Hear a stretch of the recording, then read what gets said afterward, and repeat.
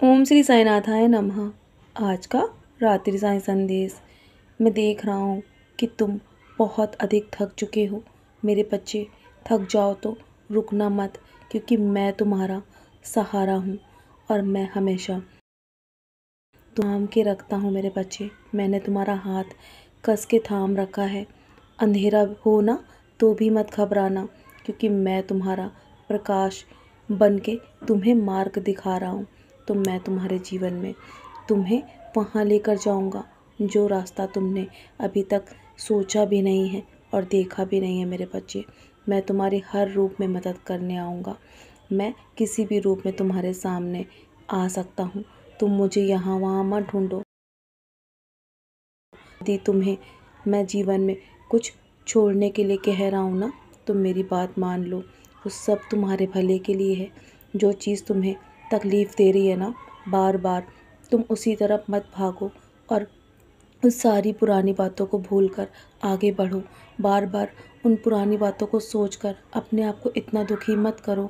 जो तुम्हारे जीवन में बदलाव तुम देख रहे हो ना, वो तुम्हारे लिए बहुत आवश्यक है और तुम्हारे मन को तुम्हें स्वयं आना होगा। उसे स्वीकार करो मेरे बच्चे, और तुम्हारा जीवन बहुत जल्दी आसान हो जाएगा। मेरा जवाब तुम सुनना चाहते हो ना, तो मेरा जवाब यही है कि जो मैं तुम्हारे लिए कर रहा हूँ ना, वही तुम्हारे लिए सही है। मेरा जवाब हाँ है मेरे बच्चे। उसे अपनाओ और अपनी हर परिस्थिति को अपनाना सीख जाओगे ना, तो तुम्हें कभी भी जीवन में दुख प्राप्त नहीं होगा। बार बार तुम्हें दुख और सुख का आभास जो होता है ना, वो सिर्फ तुम्हारे सोच के आधार पर होता है। जैसा तुम सोचते हो ना, वैसे ही तुम्हारे जीवन में होने लगता है। तुम्हारी सारी परेशानियों का अंत जल्दी होगा, और मैंने हमेशा कहा है ना, फैसला तुम्हारे हक में होगा। तुम्हें चिंता करने की आवश्यकता नहीं है। यदि तुम्हें मुझ पर पूर्ण रूप से विश्वास होगा ना, तो तुम्हें जल्दी परिणाम भी दे। और मैंने सारा इंतज़ाम कर दिया है। मैं तुम्हें इतना अधिक दूंगा ना कि तुम्हारे तुम्हारे जीवन भर के लिए तुम्हें कभी भी यहाँ वहाँ भटकना नहीं पड़ेगा। मेरे बच्चे, तुम्हें तुम्हें मैं वो सब कुछ दे दूँगा जो तुम मांग रहे हो, लेकिन मेरे समय अनुसार। यदि तुम मेरे समय पर भरोसा करते हो ना, तो बस शांत होकर अपने कर्म करो।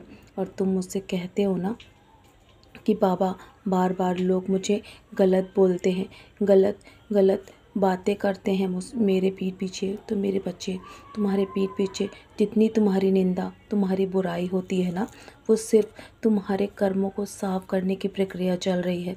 और ये सब मेरी योजनाएं हैं।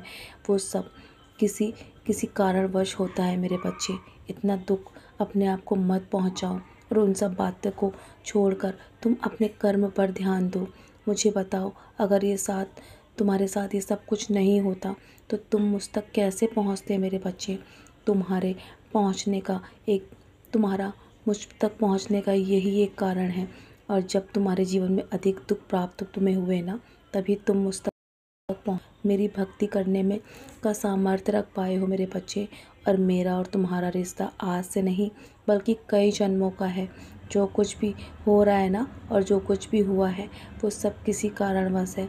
तुम मेरे और भी करीब आ गए हो, क्योंकि तुम निस्वार्थ भाव से मेरी भक्ति करने लगे हो, मेरा नाम स्मरण करते हो। और मैं तुम्हारी हर पल रक्षा करने के लिए तैयार हूँ मेरे बच्चे। तुम निश्चिंत रहो।